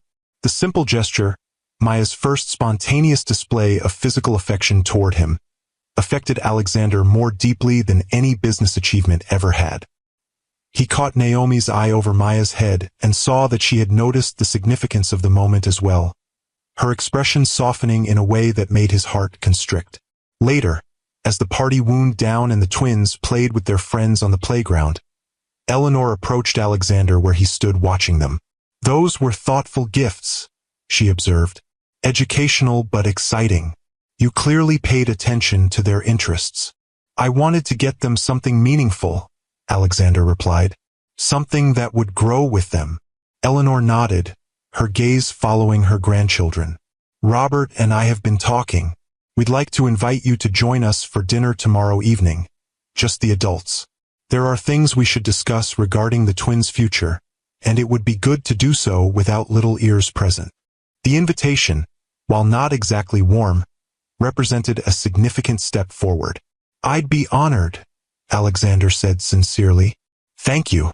The dinner the following evening was held at a small Italian restaurant near Naomi's apartment. The conversation began cautiously but gradually relaxed as they discussed the twins' birthday celebration and their obvious delight in having both sets of important adults in their lives present. Over dessert, Robert broached the subject that had clearly been on his and Eleanor's minds. Naomi has told us about your financial proposals for the twins, he said directly. The trust funds, the educational provisions, the offer to contribute to their current expenses. Alexander nodded, glancing at Naomi, who gave a small shrug. I want to ensure their future security while respecting Naomi's parenting approach and independence. A commendable balance to strike, Robert acknowledged. But there's something else we need to address. The potential involvement of your family once they learn about the twins. As I mentioned yesterday, my parents will have no authority or influence over Micah and Maya, Alexander stated firmly. I've taken legal steps to ensure that. Legal steps may protect their financial interests, Eleanor pointed out. But what about their emotional well-being? What happens when your parents decide they want access to their grandchildren? When they attempt to use their considerable resources and connections to insert themselves into the twins' lives? It was a valid concern, one Alexander had been considering since the moment he'd learned about his children.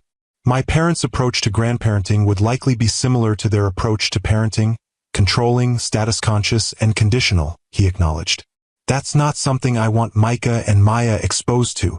And yet, Robert said carefully, they are the children's biological grandparents. Complete exclusion might raise questions as the twins get older. Alexander considered this thoughtfully. You're right. At some point, they may want to know that side of their family. My hope is that by then, my parents might have softened their perspectives. My father's health scare changed him somewhat, made him more reflective. He looked directly at Naomi. But any contact would be on our terms, with our supervision, and only if you were comfortable with it. Naomi nodded slowly. I don't want to keep them from any family who genuinely loves them. I just need to know they'll be protected from the kind of manipulation and judgment I experienced. They will be, Alexander promised. Always. Eleanor studied him with that penetrating gaze again. And your sister? You mentioned she's been supportive. Elise has changed significantly in the past few years, Alexander explained. Her divorce was difficult. Her husband was controlling, emotionally abusive. The experience gave her perspective on our family dynamics that she hadn't had before. He paused. She's expressed genuine remorse for her role in what happened with Naomi, and a sincere desire to know her niece and nephew. Would you be comfortable with that? Robert asked Naomi directly. With Elise meeting the twins? Naomi was quiet for a moment, considering. Perhaps, eventually, under controlled circumstances at first. She glanced at Alexander. People can change. I've seen evidence of that recently. The comment, simple as it was, carried significant weight. It was the first time Naomi had openly acknowledged her belief in Alexander's transformation. We should return to Arizona knowing that the twins' future is secure, Robert said, bringing the conversation back to practical matters. That arrangements are in place for co-parenting, financial support, and protection from potential family interference. I've prepared documents outlining everything we've discussed, Alexander said. Trust structures, custody arrangements, healthcare provisions. I'd be happy to have your family attorney review them.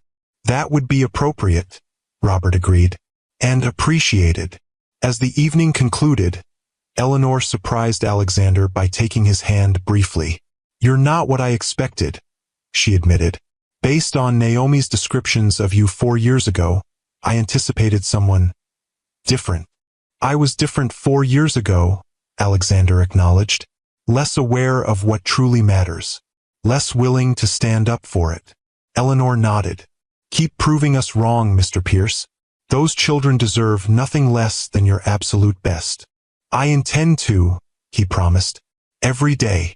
The Turners' visit concluded 2 days later, with farewells that were significantly warmer than their initial greeting had been. Alexander had earned, if not their complete trust, at least their cautious acceptance. It was a beginning.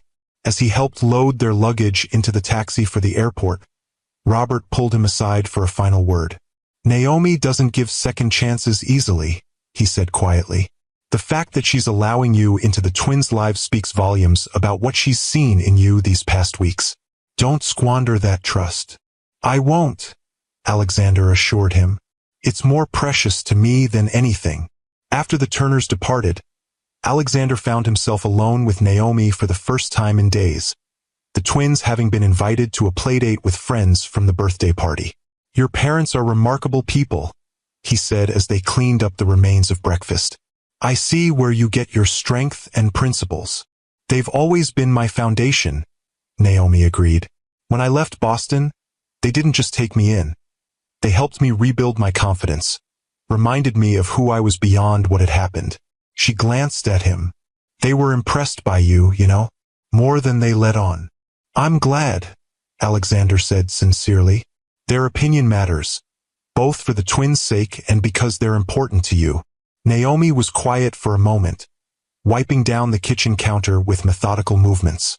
These past few weeks have been surprising, she finally said. Watching you with Micah and Maya, seeing how naturally you've adapted to fatherhood, how respectful you've been of our boundaries. She looked up, meeting his gaze directly. You really have changed, Alexander. The simple acknowledgement meant more to him than any business accolade ever had. They changed me, he said honestly. From the moment I saw them in that hospital room, everything shifted.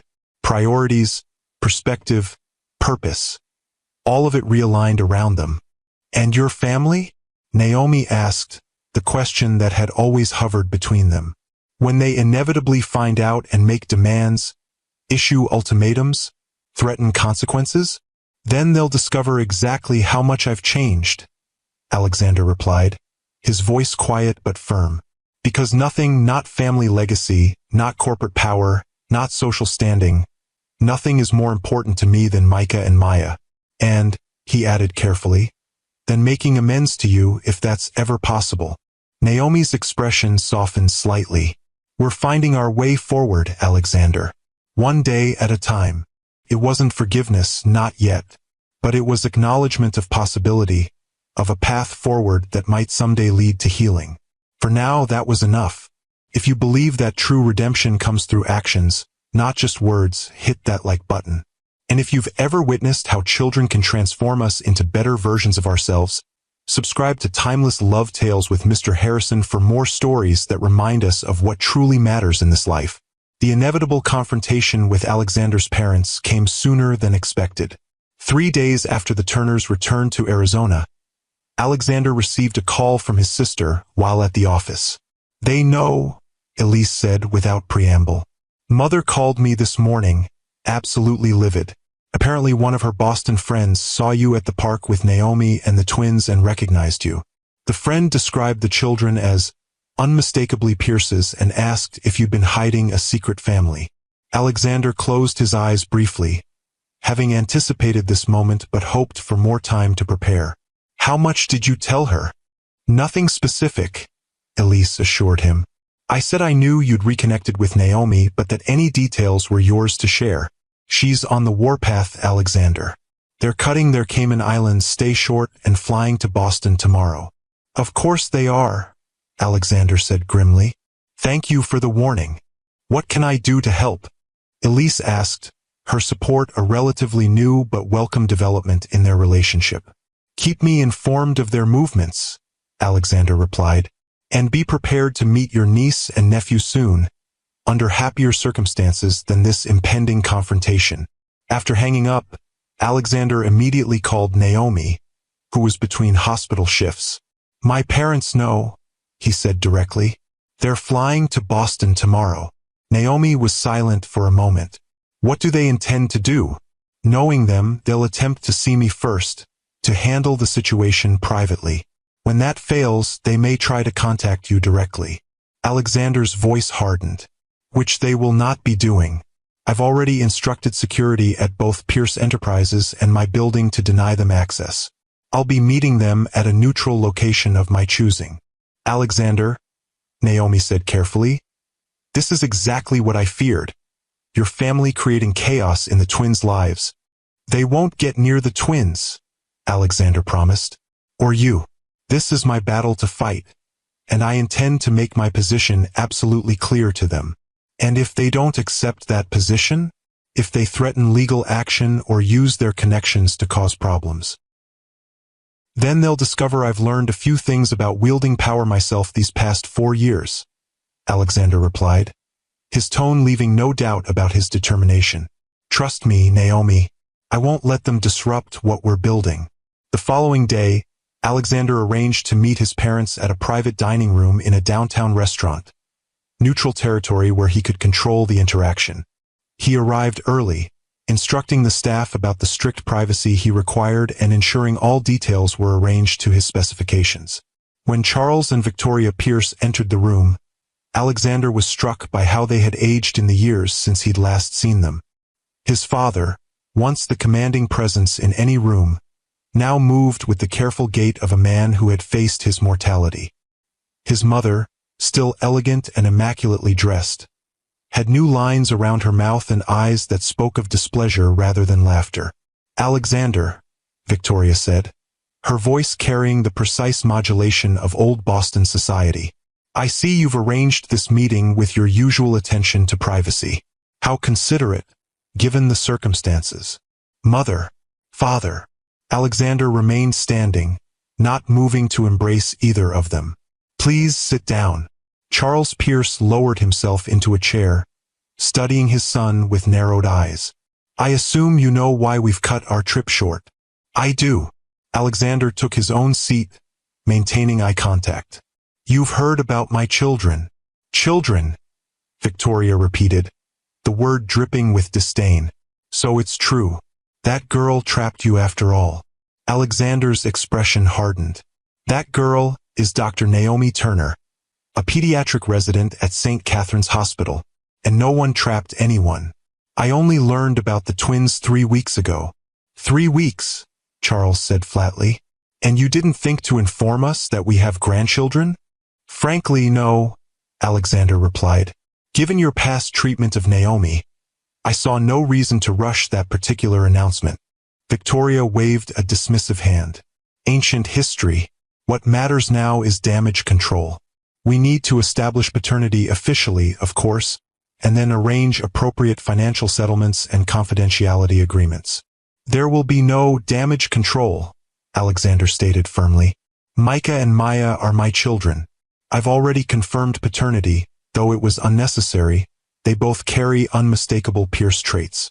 There will be no confidentiality agreements, no settlements, no attempts to hide or minimize their existence." Charles leaned forward, his businessman's instincts engaging. "Be reasonable, Alexander. We need to manage this situation carefully. The company's public image, the family reputation. The company is doing exceptionally well under my leadership," Alexander interrupted. "And as for the family reputation, perhaps it could benefit from being associated with something genuine for once, rather than the carefully constructed facade we've maintained for years." Victoria's eyes narrowed dangerously. "You cannot possibly intend to publicly acknowledge these children, to bring them into the Pierce family as if they're my son and daughter?" "That's exactly what I intend," Alexander stated. "Micah and Maya Pierce are my children, my heirs, and the future of this family, whether you approve or not." "And their mother?" Charles asked, his tone calculating. "What role do you envision for her in this arrangement?" "Naomi is their mother. We are co-parenting. The specific arrangements of our relationship are not open for discussion or negotiation." Alexander's voice was firm. What is non-negotiable is that you will treat her with absolute respect if you ever hope to have any relationship with your grandchildren. Victoria's laugh was brittle. Respect? For the woman who concealed our grandchildren for years, who used them to manipulate her way back into your life. She didn't conceal them from me out of malice, Alexander said, his voice dangerously quiet. She concealed them out of protection. From you, from father, from the threats you made about destroying her career and future if she ever trapped a Pierce with a pregnancy. Those were your exact words at the charity gala, Mother. Do you recall? Victoria had the grace to look momentarily discomfited before rallying. I was protecting the family interests. No, you were protecting your own narrow vision of what this family should be. Alexander leaned forward. Let me be absolutely clear. Micah and Maya are my highest priority. Any relationship you have with them will be on terms that Naomi and I establish together. It will be respectful, positive, and completely free of manipulation or attempts to control. Charles studied his son with new awareness. You've changed, he observed, neither approving nor disapproving, simply noting the fact. Yes, Alexander agreed. Fundamentally. And if we choose not to accept these conditions? Victoria asked, her chin lifting in the stubborn gesture Alexander knew well. Then you will have no relationship with your grandchildren, Alexander stated simply. I won't expose them to the same toxic dynamics I grew up with. They deserve better. A heavy silence fell over the table. Charles was the first to break it, his businessman's pragmatism asserting itself. You seem to have thought this through carefully. What exactly are you proposing? I'm not proposing anything, Alexander corrected. I'm informing you of how things will be. If you wish to be grandparents to Micah and Maya, you will respect their mother, respect our parenting decisions, and interact with them in positive, supportive ways only. No attempts to mold them into your vision of proper Pierces. No undermining Naomi's authority or values. No lavish gifts designed to buy influence. Victoria opened her mouth to object, but Charles placed a restraining hand on her arm. And if we agree to these terms? He asked. Then, eventually, you may meet them, Alexander said. After Naomi and I are confident you can be trusted to abide by our boundaries. Any violation of those boundaries will result in immediate and permanent restrictions. You would keep us from our own grandchildren? Victoria asked, genuine hurt finally breaking through her controlled facade. I would protect my children from anyone who might harm them emotionally, Alexander corrected gently. Even their grandparents, especially their grandparents, given our family history. Another silence fell, this one more contemplative. Charles studied his son with new respect, recognizing the steel beneath the civilized exterior, a quality he had instilled but never expected to have turned against him. They're truly that important to you, he said finally. These children you've known for mere weeks. From the moment I learned of their existence, Alexander confirmed. Nothing in my life has ever mattered more. Victoria dabbed at her eyes with a monogrammed handkerchief, her composure finally cracking. I always wanted grandchildren, she said quietly, though perhaps not quite like this. They're extraordinary children, Alexander said, his voice softening slightly. Brilliant, curious, completely unique. Micah is enthusiastic and open-hearted. Maya is thoughtful and analytical. They both love space, stars and rockets. Something in his description, the genuine warmth and pride, seemed to reach Victoria in a way his arguments hadn't. They sound remarkable, she admitted. They are. Alexander pulled out his phone, hesitated, then made a decision. Would you like to see a picture?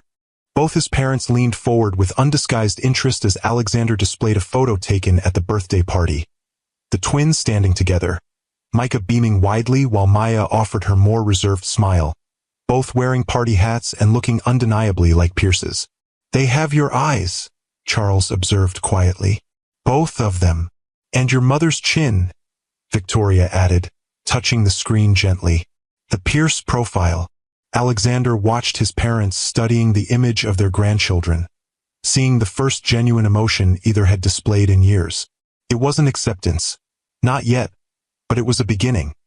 A crack in the formidable wall of Pierce family pride. "I need your answer," he said finally. "Can you accept the boundaries I've outlined? Can you respect Naomi's role and our parenting decisions? Because if not, this conversation ends here." Charles and Victoria exchanged a long look, decades of marriage allowing for silent communication. Finally, Charles turned back to his son. "We would like the opportunity to know our grandchildren," he said formally. "On the terms you've established. We can adapt," Victoria added, the concession clearly difficult for her. "For the sake of family." Alexander nodded, neither fully trusting nor completely dismissing their agreement. "We'll proceed cautiously, then. I'll discuss this with Naomi. If she's comfortable, we can arrange a brief, supervised meeting in the coming weeks." As the meeting concluded and his parents prepared to leave, Victoria paused beside Alexander. "This Dr. Turner," she said carefully. "You still care for her?" It wasn't a question, but Alexander answered anyway. "I never stopped." Victoria studied her son's face, seeing something there that seemed to surprise her. "Then perhaps we made a greater mistake 4 years ago than we realized." It was as close to an admission of wrongdoing as Victoria Pierce had ever come. Alexander accepted it with a slight nod, not pushing for more. "Safe travels back to the Caymans," he said. "I'll be in touch about arrangements for meeting the twins." After his parents departed, Alexander remained in the private dining room, processing the encounter. It had gone better than he'd feared, but not as well as he'd hoped. His parents had agreed to his terms, but whether they would truly abide by them remained to be seen. The Pierce family talent for strategic concession was legendary, appearing to yield while simply changing tactics. Still, he had made his position clear. For the first time in his life, Alexander had directly opposed his parents' wishes and established his own boundaries. It was a watershed moment not just for his relationship with them, but for his own sense of identity and purpose. That evening, he recounted the meeting to Naomi while the twins played in their room. She listened carefully, her expression thoughtful. "Do you believe them?" she asked when he'd finished. "That they'll respect our boundaries?" "I believe they want to know Micah and Maya," Alexander replied honestly. Whether that desire is strong enough to overcome decades of controlling behavior remains to be seen. That's why any initial meetings would be brief and fully supervised by both of us. Naomi nodded slowly. "I don't want to keep the twins from any family who genuinely loves them. But I need to be certain they won't try to undermine what we're building or turn the children against me in subtle ways." "They won't have the opportunity," Alexander assured her. "We present a united front on this, Naomi. Any interaction with my parents happens only with both our approval." She studied him for a long moment. "You really did stand up to them. Set boundaries. Protect our family." "Our family?" Alexander repeated softly, the phrase warming him from within. "Yes, that's what we are now, in whatever form that takes." Naomi's expression softened. "The twins should meet their grandparents eventually. We can start with a short visit, perhaps in a public place like the park. Neutral territory." "Thank you," Alexander said simply, "for being willing to consider it after everything they did." "I'm not doing it for them," Naomi clarified. "I'm doing it for Micah and Maya. And," she added quietly, "because you've earned my trust these past weeks. You've proven that the children come first for you, above everything else." The acknowledgement meant more to Alexander than any business success ever had. "They do," he confirmed. "They always will." From down the hall came the sound of Micah's laughter, followed by Maya's more reserved but equally joyful response. The simple domestic sound, his children playing together in their home, filled Alexander with a contentment he had never known before. Whatever challenges lay ahead with his parents, with balancing work and fatherhood, with navigating his evolving relationship with Naomi, Alexander knew with absolute certainty that he was exactly where he belonged. After years of emptiness disguised as success, he had finally found his true purpose. Not in the Pierce family legacy or corporate achievements, but in the love of 2 small children who had claimed his heart completely from the moment he'd learned of their existence. and perhaps, someday, in rebuilding what he had once lost with the remarkable woman who had given him the second chance he'd never expected and would forever cherish. If you believe that true family is defined by love and commitment rather than blood or tradition, hit that like button. And if you've ever experienced how the love of a child can completely transform your priorities and perspective, subscribe to Timeless Love Tales with Mr. Harrison for more stories that remind us what truly matters in this journey we call life. Until next time, remember that it's never too late to become the person your children, or the child you once were, needed you to be.